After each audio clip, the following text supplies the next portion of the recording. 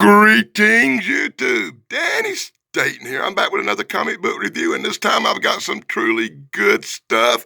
Check it out. It's a Krofft Supershow comic book. Oh boy, featuring Wonderbug, the Magic Mongo, and are you ready for it? Are you ready for it? Bigfoot. And some chick. No, it's Bigfoot and Wildboy. I swear to God, it's really a dude. That's just not him, but it's a Bigfoot and Wildboy in this comic book. I can't wait to get started on this one. Check it out. It's a #1 from 1978.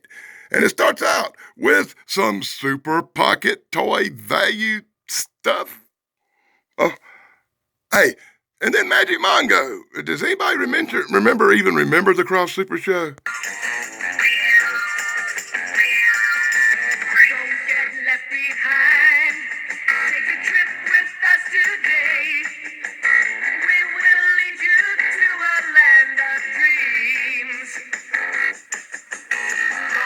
Super shows, they will blow your mind away. When you join us, you'll know why we say it's just a crazy world where anything comes down, where most of what appears isn't true.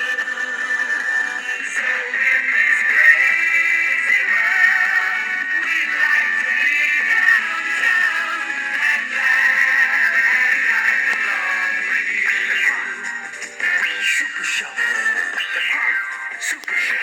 Oh, that was a flashback, wasn't it? I had to do that.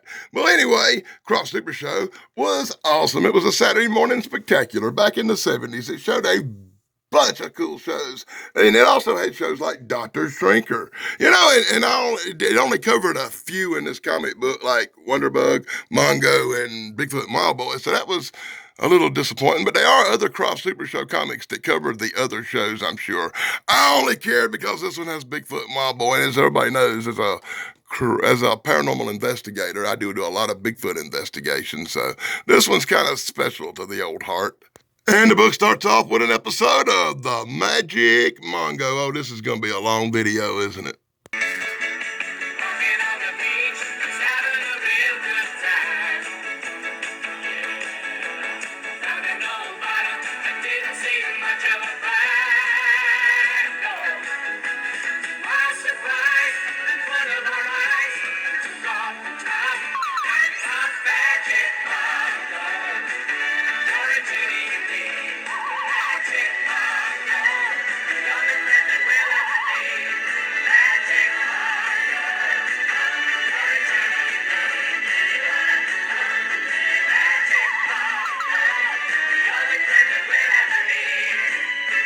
So as stated before, the comic book starts off with some super pocket toy value thingies you could have bought for $1.50, and they run on solar power. Even back in the 1970s, solar power was a thing. And Magic Mongo starts it off. That's right, Mongo's teenage friends are down to the carnival. They're having a bad day. Apparently, they're kind of pussies. Yeah, and they decide to go see Madame... What's that name? Iwaka? I can't say it. Let's just call her the witch. She goes over to see the witch, and she's an evil witch, and she says bad things to him. What? So she gives them some horrific futures and demands some money. They pay up real thing. But the one dude she gives the bad thing to suddenly says he ain't got no money, and she pitches a bitch, calls him a bum, tells him to get on out of here. Yeah, that's right. He's upset. He wants to teach her a thing or two about magic, and he's gonna call Mongo. That's right. Clap, clap, slap, slap. Up pops Magic Mongo with that really cool shirt. I really like Magic Mongo's shirt. Did you like that intro I threw in from Magic Mongo so you'd actually know what the heck I was talking about? I did that for my younger fans that might not even be familiar with these comic books or what the hell a Magic Mongo was. Anyway, check out the really cool art. They make Magic Mongo look a lot like he does in the TV show. He does that crazy thing. And when he does that crazy thing, weird things begin to happen. Mongo turns her into a hot dog for 2 minutes, and she got to see life as a hot dog. And they go off, and she thinks he's a fake, but he's not a fake. She looks in her crystal ball and says, "You're a goof." And he says, "I'm not a goof, I'm a jackass." He honk, and Mongo turns himself into a jackass. Oh, and the lady is freaking tripping. Oh my God, he's a jackass. And then we get, of course, because some action's happening, a really cool cartoon by Richie Rich. Hey, wait a minute. Richie Rich wasn't on the Krofft Super Show, but he worked his ass up in this commercial for these little cupcake-looking thing, Fruity Pies commercial. And Mongo parades himself by turning everybody into animals, monkeys, and pigs, making the goofy witch trip out. And then the dude produces a wallet and pays the goofy witch. And the goofy witch is happy, and she makes friends with Magic Mongo because it's a nice kiddie show. The end. And then Captain Cool and the Kong show up. That was the groovy people we saw singing the theme at the front. And they have a great big talk about something that really don't matter. You can read along with this if you want to. They're talking about music and instruments and all that cool stuff. Okay. So after these full panels brought to you by the Daily Damn Blog, where you see the end of the Magic Mongo show, and you see Captain Cool and the Kong tell you that really cool joke that Michael Marone's going to read along with, well, God, I'm ready to turn the page, and you know what time it is now? In full panels brought to you by the Daily Damn Blog, I present to you Bigfoot and Wildboy.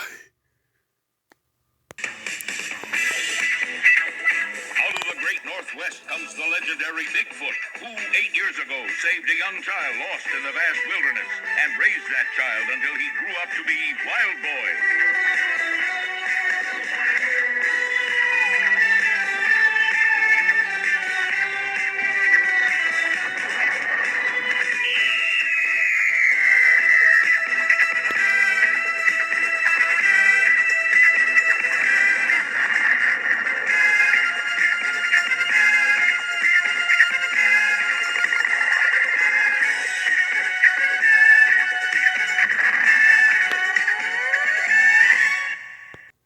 You know I never can resist a chance to do that on any video. If I got a chance, I'm going to do that. Anyway, it looks like Bigfoot done been tranquilized. Looks like this dude's planning to take Bigfoot off to the freak show.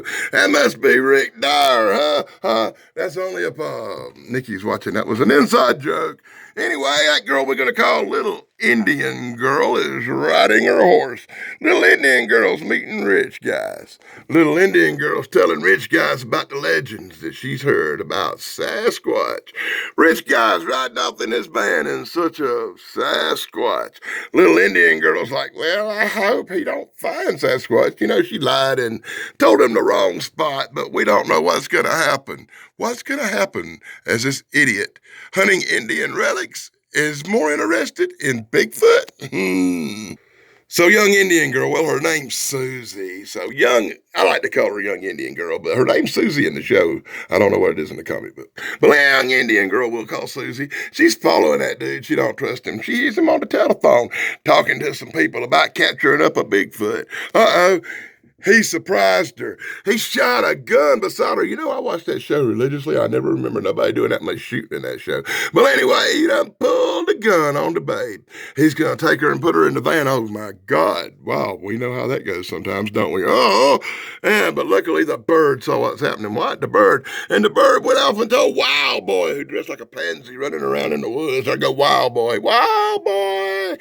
And Wildboy hears from the birds that the chick done got kidnapped. Susie, what? What?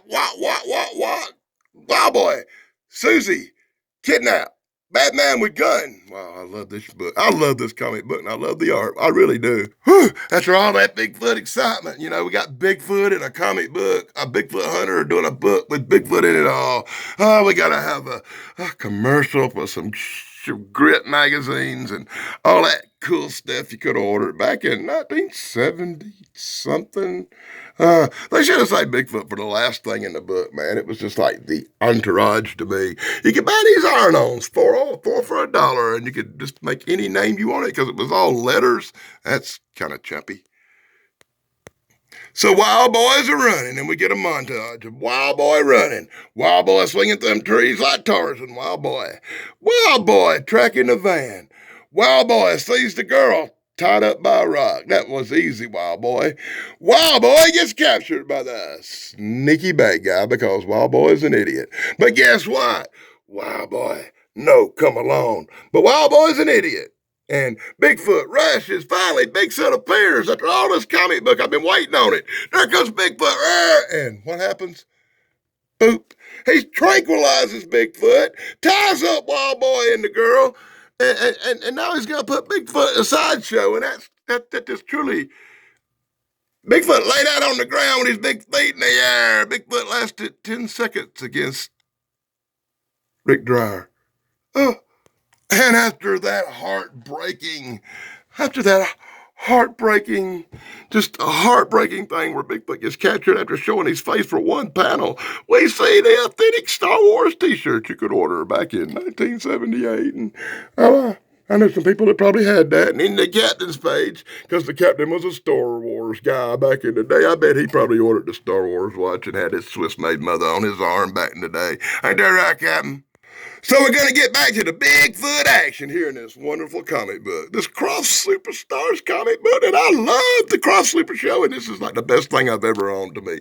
This goes right up there with Star Trek #1 as we watch Wild Boy and Susie chew through their robes like beavers. Yeah, that's right. Well, they call a raccoon to finish chewing for them because they can talk to the animals. And then they start shaking and trying to wake the Bigfoot, which worked out really good, right? Yeah, it did, because Bigfoot roars to life. Bigfoot rips the hide right off this sucker. He got his jacket in his hand. The guy jumps in the van and tries to escape, but Bigfoot takes one long Bigfoot jump. I guess he's the Bonnie Bigfoot, like in a $6 million man, right? One big Bigfoot leap and lands on top of the van, causing it to crash. The man is all shook up, and the girl, Susie, takes him into custody and says, "We'll walk you back as Bigfoot and Wild Boy look on." The end. What a great story with really great art. Too bad Bigfoot didn't show up more, right?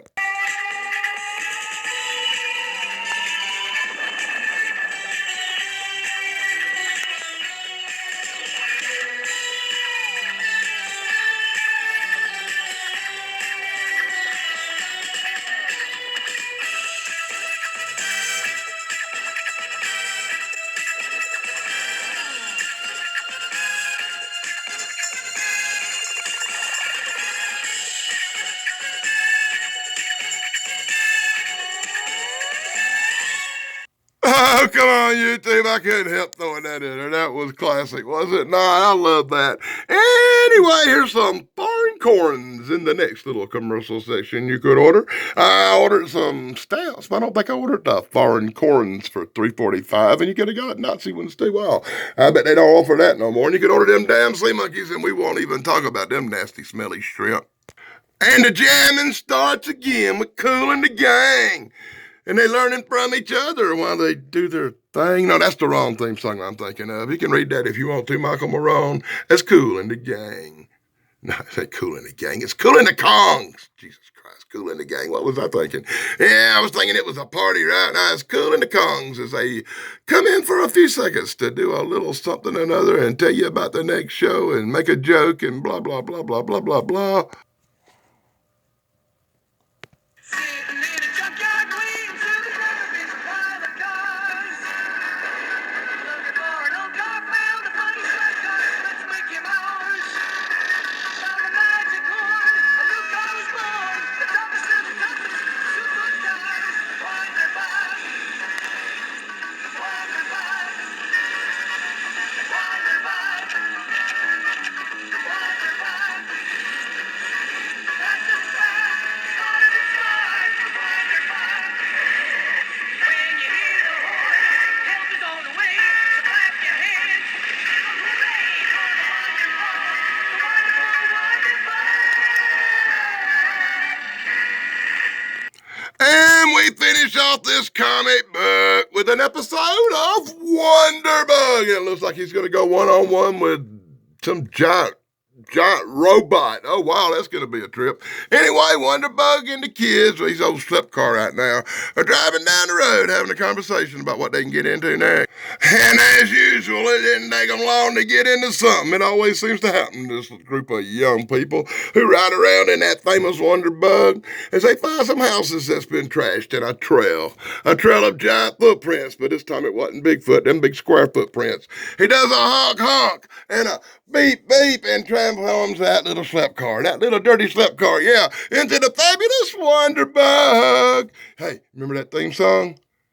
There you go. Anyway, I thought that theme song was awesome. As Wonderbug does his scanning, does his tripping, does his explanations on his little Wonderbug computer and realizes there's a giant robot on the loose. Meanwhile, in a cave somewhere, an evil professor makes plots. I am Roy, the evil professor. And Roy says, I will use my robot to rob the world. But apparently for now he's going to use him to do some mining. Anyway, the Wonderbug kids is hanging out with the police, talking about this, that, and the other. The police isn't believing a giant robot story, but Wonderbug's on the case as the kids and Wonderbug track down the clues that leads them. Look, he got Wonderbug on a leash like a dog. Yeah, that's cool. Anyway, Wonderbug tracks it to some little carnival merry-go-round thing out in the woods. And that's a good time for another commercial. When you get to the woods, where there's a carnival out of nowhere, that could be suspicious. So that's a good time to throw in a commercial for all this really cool stuff like the x-ray glasses and that little teeny tiny camera that you can take pictures of girls in their underwear in and without them knowing it, and little BB guns and little tater guns and all the stupid stuff you could order back in the 70s. This is a real good time to say shout out to my friend Dave Sunstorm. This is your kind of stuff, Dave. This is the good stuff, right? I'm doing a Krofft comic book. What better good stuff is there than that? So a shout out to my friend Dave Sunstorm and his brother Steven Sunstorm. You know, the Good Stuff Brothers, as well as Pat McCormick at the Golden Razor TV, Thrash Pondo Ponds. My partner in crime, Andy, and at Retro Serial. We call ourselves the Good Stuff guys. Check out Daddy Staten's Good Stuff and Daddy Dan's the Good Stuff. And moving right along after that little brief promo. Anyway, they're going to play on the rides. They're going to check around with the toys. They're going to find a secret passage. They're going to go down a secret passage under the merry-go-round in the woods. Story in full panels. Brought to you by the Daddy Dan blog. We jam on the Krofft Supershow. And we're traveling down with the guys, the investigative group that hangs out with Wonderbug, as these three teenagers find the giant robot that's been wreaking havoc. The giant robot crashes them, the giant robot chases them, and then the giant robot has to deal with Wonderbug, which don't take long. He snatched Wonderbug out the air, but Wonderbug uses his incredible Wonderbug hypno ray and makes the beast his bitch. Yeah, that's right. Wonderbug hypnotized the robot.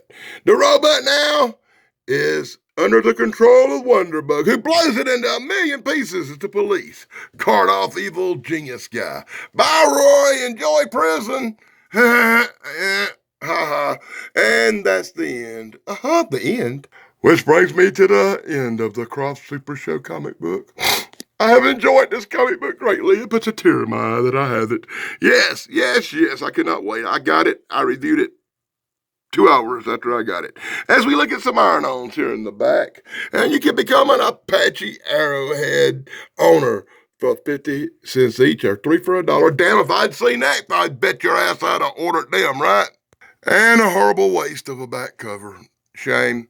And that's my look at the Krofft Super Show, #1 from 1978, featuring Wonderbug, the Magic Mongo, and of course, Bigfoot and Wildboy. And why they didn't put Wildboy on the cover, they put Susie the Chick, I will never know, but I'll take it because it's a Bigfoot and Wildboy comic book officially. I have one. I've been wanting one, and now I have it. I'm awesome. This is great. I love it. I couldn't say how happy I am. I'm ecstatic. And until next time, be sure to like, subscribe, and ring that stupid little bell, and I'll be back with something new next time. Blog over.